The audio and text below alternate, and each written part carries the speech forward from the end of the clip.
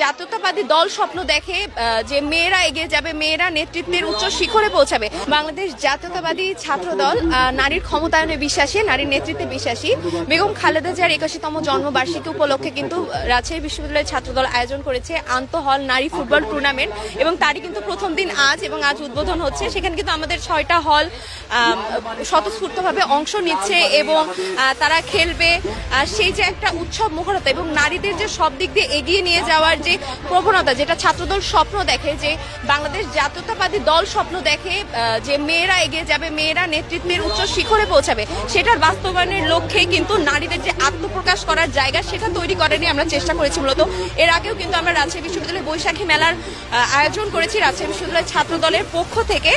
সেখানেও কিন্তু আমরা নারীদেরকে ফ্রি স্টল বরাদ্দ দিয়েছিলাম এবং 2 দিন ব্যাপী মেলার আয়োজন করেছিলাম।